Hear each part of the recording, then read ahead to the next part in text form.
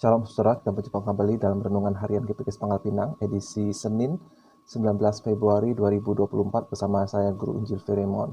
Saudara, kita memasuki episode yang ke-66 dari pembahasan Injil Matius. Saudara, renungan hari ini saya beri judul, Pelayanan bisa menghancurkan diri Anda. Mari kita berdoa sebentar. Kiranya Tuhan menolong kami untuk mengerti bahwa pelayanan kami yang melayani Engkau Tuhan, kami bisa jatuh ke dalam berbagai cobaan kalau kami tidak ekstra hati-hati.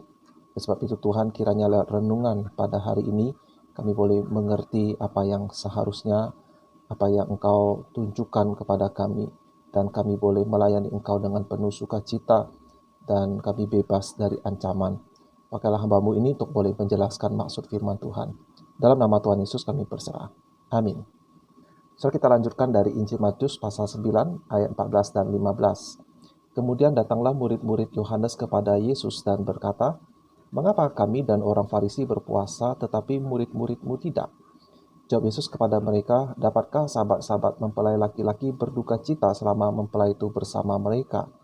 Tetapi waktunya akan datang, mempelai itu diambil dari mereka, dan pada waktu itulah mereka akan berpuasa." Amin. Saudara, Pendeta John Piper pernah berkata di dalam bukunya, pelayanan adalah musuhnya sendiri. Pelayanan tidak dihancurkan oleh serigala duniawi yang besar dan mengerikan. Pelayanan menghancurkan dirinya sendiri. Dia kemudian menunjukkan bahwa dalam sebuah survei kepada para pendeta, gembala atau rohaniwan, ditanyakan sebuah pertanyaan ini. Apa tantangan yang paling umum bagi pertumbuhan rohani? Di pertanyaan kepada para rohaniwan, 3 jawaban yang tertinggi yang muncul. Yang pertama adalah kesibukan, sekitar 83%, kurangnya disiplin, 73%, dan interupsi-interupsi atau gangguan-gangguan dalam rutinitas, 47%.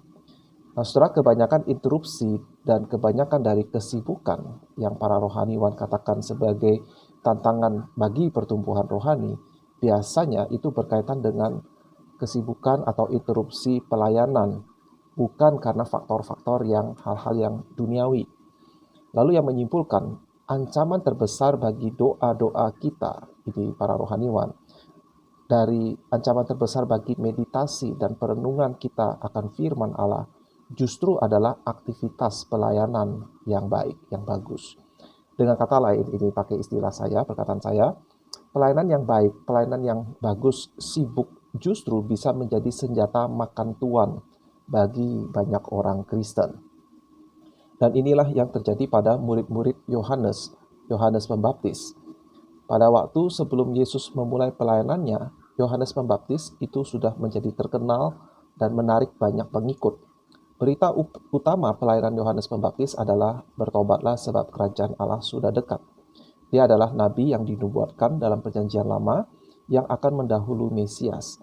Dan karena banyak orang Yahudi merasakan pahitnya hukuman Tuhan atas dosa sehingga negeri mereka itu terjajah oleh bangsa kafir, maka mereka sangat mendambakan kedatangan Sang Mesias sampai ratusan tahun. Sehingga saat Yohanes Pembaptis muncul dan mengajar, banyak orang mengikuti Yohanes. Tidak heran pula salah satu praktek disiplin rohani yang dijalankan oleh Yohanes dan murid-muridnya adalah berdoa dan berpuasa. Sebab puasa adalah sebuah tindakan doa yang lebih tingkat lanjut, yaitu menyatakan kepada Allah bahwa kami membutuhkan pertolongan-Mu ya Tuhan. Kami minta perhatian-Mu sehingga kami menolak makanan, sebab kami merindukan makanan rohani daripada Engkau. Nah, saudara, seperti yang pernah saya singgung di perenungan minggu lalu, bahwa orang Farisi adalah gerakan religius dari orang Israel, orang Yahudi, yaitu orang-orang Yahudi yang telah merasakan pahitnya hukuman Tuhan kepada dosa nenek moyang mereka, sampai mereka kehilangan kerajaan, mereka kehilangan bait suci, mereka juga kehilangan kedaulatan atas tanah air mereka. Maka orang-orang Yahudi yang saleh, yang rindu Allah berbelas kasihan dan memulihkan negeri mereka, memulihkan kehormatannya, dan berupaya supaya bangsa mereka jangan dijatuhi hukuman lagi, Maka mereka membentuk perkumpulan atau sekte di mana hukum Taurat benar-benar diteliti dan dijalankan dengan seketat mungkin. Inilah orang Farisi. Maka mereka sama seperti murid-murid Yohanes. Mereka suka pada doa puasa. Orang Yahudi yang saleh pada masa Yesus diketahui mereka pada umumnya berpuasa seminggu 2 kali, yaitu setiap Senin dan Kamis. Singkatnya, kedua kelompok ini, murid-murid Yohanes Pembaptis dan orang Farisi, adalah orang-orang yang memperhatikan kerohanian. Mereka berani berkorban demi kemajuan iman. Tetapi seperti kata survei yang disinggung oleh pendeta John Piper tadi, saudara, seringkali pelayanan bisa menghancurkan kerohanian orang yang melayani itu sendiri. Nah, saudara, meskipun saya menganggap diri saya belum terlalu lama melayani, tidak sebanding pelayanan saya dengan para senior.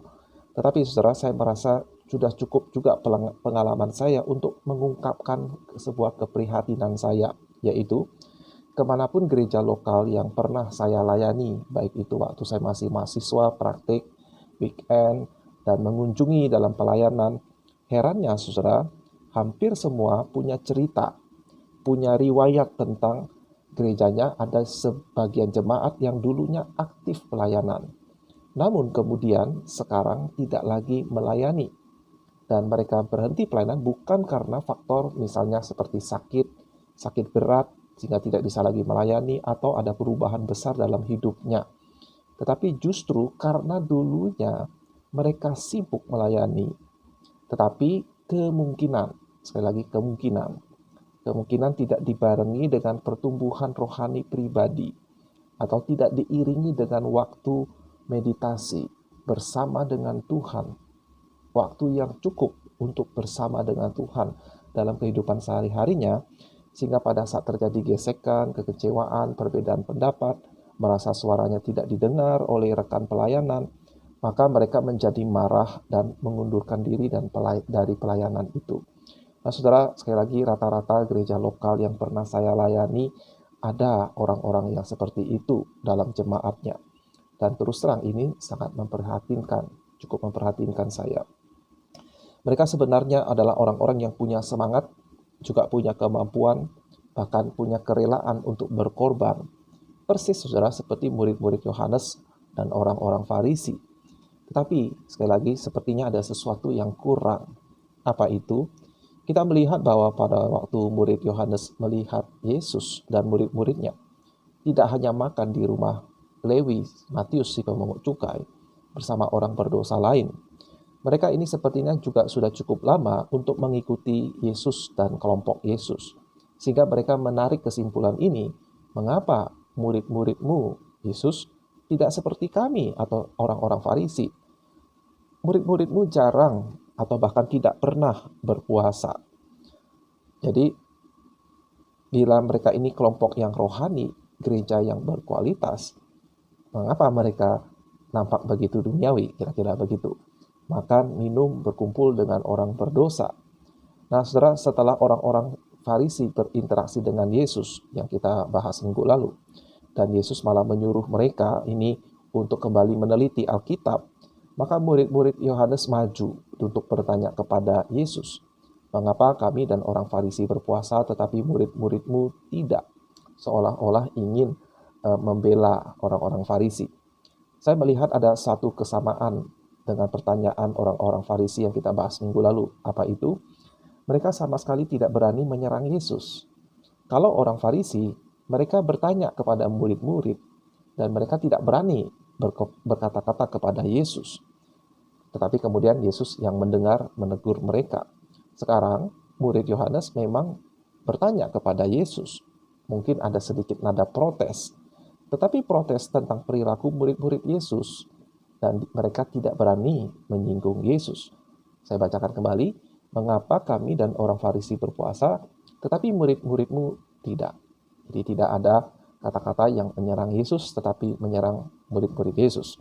Sekali lagi, bahwa dalam pembahasan minggu lalu, saudara, orang yang sibuk membandingkan diri dengan orang lain, berusaha mencari pembenaran, siapa yang lebih baik, siapa yang benar, justru biasanya menunjukkan adanya kesombongan rohani. Sedangkan orang-orang yang rendah hati adalah mereka yang sebenarnya tidak terlalu peduli tentang siapa yang benar, melainkan apa yang benar. Sehingga kalau mereka melihat apa yang benar itu, mereka akan menguji apakah mereka sudah benar atau belum. Jadi mereka lebih mengutamakan tentang apa yang benar. Dan perhatikan, murid-murid Yohanes ini ternyata masih memisahkan diri dari kelompok Yesus. Meskipun Yohanes Pembaptis, guru mereka, sudah mengatakan bahwa Yesus adalah Mesias yang dijanjikan Allah. Jadi, mereka masih menjaga jarak. Mereka masih mau menilai dari luar tentang Yesus dan kelompoknya. Dan sekarang mereka menarik sebuah kesimpulan, kelompok Yesus ini tidak sesuai dengan harapan. Mereka tidak memenuhi standar seperti yang kami miliki. Yang kemudian Yesus jawab dengan pertanyaan retorik. Dapatkah sahabat mempelai laki-laki berduka cita selama mempelai itu bersama mereka? Nah, saudara, adalah adat kebiasaan pada masa itu, yaitu bila ada pesta pernikahan dan sahabat-sahabat dari mempelai pria itu sedang ada di tempat pesta pernikahan, maka seandainya kalau sahabat-sahabat itu sedang ada duka, ada kesusahan hati, tetapi untuk menghormati si mempelai pria yang adalah sahabatnya, maka mereka akan ikut bersuka cita, mengabaikan atau mengesampingkan perasaan duka yang mungkin sedang mereka alami. Dan saudara, gambaran tentang teman mempelai adalah bahasa yang dipakai menggambarkan teman Mesias dan sekaligus Allah. Sedangkan mempelai perempuannya adalah umat atau jemaat. Itu diungkapkan oleh Yohanes Pembaptis sendiri. Yohanes 3 ayat 28 hingga 30. Kamu sendiri dapat memberi kesaksian bahwa aku telah berkata, aku bukan Mesias. Ini kata-kata Yohanes Pembaptis, tetapi aku diutus untuk mendahuluinya. Yang empunya atau yang mempunyai mempelai perempuan ialah mempelai laki-laki. Nah, mempelai perempuan ini yang dimaksud adalah umat, ialah mempelai laki-laki. Tetapi sahabat mempelai laki-laki, yaitu dirinya, yang berdiri dekat dia dan yang mendengarkannya, sangat bersuka cita mendengar suara mempelai laki-laki itu. Itulah sukacitaku dan sekarang sukacitaku itu penuh. Ia, mempelai laki-laki, harus makin besar, tetapi aku, sahabat mempelai laki-laki itu, harus semakin kecil. Nah, saudara, ini perkataan Yohanes Pembaptis, guru dari murid-murid tadi, yang bertanya kepada Yesus. Dan guru mereka mengidentifikasi dirinya sebagai sahabat mempelai laki-laki. Dan mempelai laki-laki itu adalah Sang Mesias, yaitu Yesus. Nah, jadi, saudara, perkataan Yohanes Pembaptis kepada para muridnya itu adalah sewaktu Yesus belum lama memulai pelayanan, tetapi pelayanannya sudah menarik banyak orang kepada Yesus. Jadi para murid Yohanes ini merasa khawatir bila guru mereka yang mereka kasih itu kalah saingan, ya, kalah pamor. Jadi besar kemungkinan bahwa jawaban Yesus kepada murid-murid Yohanes ini adalah untuk mengingatkan mereka tentang perkataan guru mereka sendiri tentang Yesus. Dan ini sesuatu yang luar biasa, saudara. Bagaimana Yesus bisa mengetahui perkataan Yohanes Pembaptis kepada murid-muridnya. Jadi, Yesus sedang mengatakan kepada murid-murid Yohanes, aku inilah mempelai laki-laki yang sedang bersama mempelai perempuan atau jemaat. Dan gurumu itu adalah sahabatku, sahabat mempelai laki-laki itu. Jadi selama aku di sini, maka dia bersuka cita, dia harus bergembira.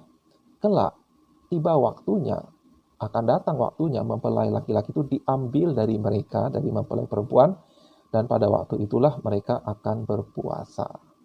Jadi ini juga muncul sesuatu yang luar biasa bahwa Yesus sudah memprediksi akan kematiannya. Dia akan bangkit, tetapi dia meskipun sudah bangkit, dia akan kembali kepada Bapa. Dengan kata lain, Yesus akan meninggalkan muridnya. Jadi itulah maksud Yesus waktu mempelai pria itu diambil. Dan pada waktu itulah mempelai perempuan atau sahabat-sahabat dari mempelai laki-laki itu, mereka akan berpuasa. Jadi pada waktu aku, Sang Mesias, sedang bersama kalian, manfaatkanlah waktu ini, ikutlah aku, belajarlah daripadaku, lihat kelak aku akan menggenapi janji Allah, aku akan menanggung dosamu, aku akan bangkit, aku akan kembali kepada Bapa untuk menyediakan tempat bagimu. Setelah itulah aku tidak lagi secara fisik bersama kalian, dan saat itulah kalian perlu kembali berdoa dan berpuasa. Tetapi saat ini semuanya itu tidak perlu. sebab akulah perantara kepada Bapa. Kira-kira kalau dikalimatkan maksud Tuhan Yesus itu seperti itu, saudara.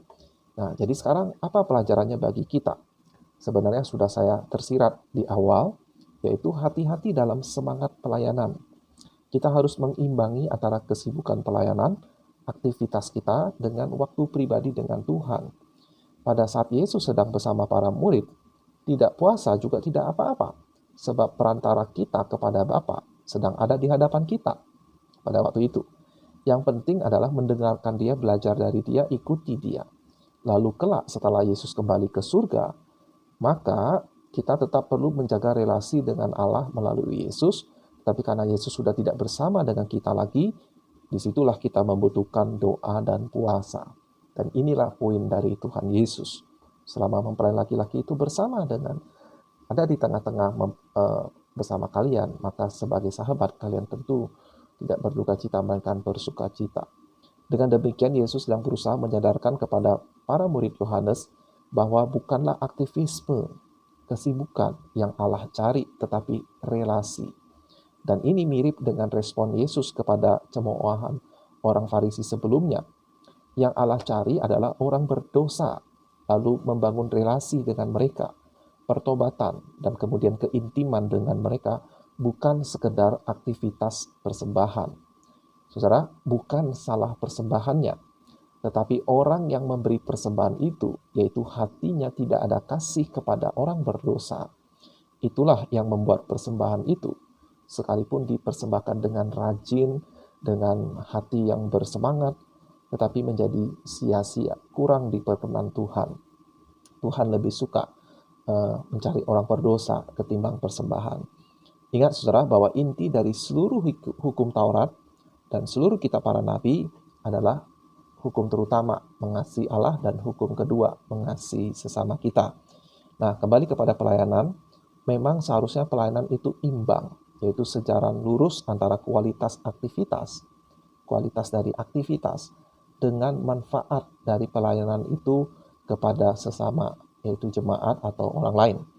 Misalnya, saudara, sebagai pemain musik, seorang pemusik harus berusaha memakai talentanya untuk memainkan musik yang baik, supaya menolong jemaat memuji Tuhan dengan seluruh keberadaan diri mereka.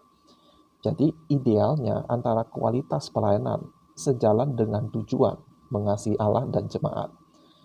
Akan tetapi, apabila si pelayan musik ini mengabaikan, misalnya salah satu, dia lebih mengutamakan kualitas pelayanannya, kualitas musiknya, lalu mengabaikan manusia yang terlibat dalam pelayanan itu, yaitu aspek kasih tadi, maka inilah yang sering menyebabkan bagaimana pelayanan itu menghancurkan dirinya sendiri. Si pelayan itu merasa marah apabila idealismenya tidak tercapai. Kembali kita melihat orang Farisi dan murid-murid Yohanes jatuh ke dalam perangkap itu. Mereka memang punya semangat demi kerohanian yang lebih baik, tetapi idealisme justru membutakan mereka dari esensi dari semua aktivitas rohani tersebut. Sekali lagi, apakah ini berarti Yesus menentang aktivitas rohani seperti memberi persembahan dan berdoa puasa? Jelas tidak. Keduanya itu baik, bahkan Allah perintahkan. Tetapi keduanya itu baik hanya bila tidak kehilangan esensinya, yaitu kasih kepada Allah dan kasih kepada sesama. Jadi saudara, mari kita pikirkan tentang hidup kita. Anda yang saat ini sedang pelayanan, atau mungkin Anda yang saat ini sedang mengundurkan diri atau terpikir untuk mengundurkan diri dari pelayanan. Coba periksa saudara apa yang menyebabkan saudara punya keputusan atau pemikiran seperti itu. Periksalah apakah ada keseimbangan antara mencoba untuk pertahankan idealisme kualitas pelayanan dengan relasi dengan Tuhan dan dengan sesama itu sendiri. Dan akan saya tutup dengan mengingatkan contoh yang positif dari Maria, saudara dari Lazarus, saudara dari Marta, cerita yang sudah sangat familiar, bagaimana Marta, saudari dari Maria ini, meminta tolong dan protes kepada Yesus karena melihat Maria, saudarinya ini, tidak turut membantu dalam mempersiapkan makanan untuk menjamu Yesus dan murid-muridnya. Dan Yesus mengatakan, Marta, justru Maria ini melakukan apa yang terbaik untuk dirinya. Dan ini sebetulnya senada dengan perkataan Yesus kepada murid-murid Yohanes. Bukan pelayanannya yang aku tentang. Pelayanan itu perlu, pelayanan itu penting. Menjamu orang, menjamu tamu itu penting. Tapi karena aku adalah Sang Mesias itu, aku adalah firman yang menjelma jadi manusia itu, maka saat ini yang terbaik adalah duduk mendengarkan sabdaku. Itu maksud Tuhan Yesus. Relasi kepada Yesus, Sang Mesias, Sang Juru Selamat, itulah yang lebih penting mendahului pelayanan-pelayanan, aktivitas-aktivitas atau kesibukan. Jadi saudara, baiklah kita periksa kehidupan kita. Apakah kita mengimbangi pelayanan kita dengan duduk di kaki Yesus? Jangan sampai seperti survei tadi yang menyimpulkan apa yang menghambat pertumbuhan rohani seseorang, yaitu justru karena kesibukan, salah satunya adalah dalam hal kesibukan pelayanan. Sampai jumpa di episode berikutnya. Semoga Tuhan Yesus memberkati dan menolong kita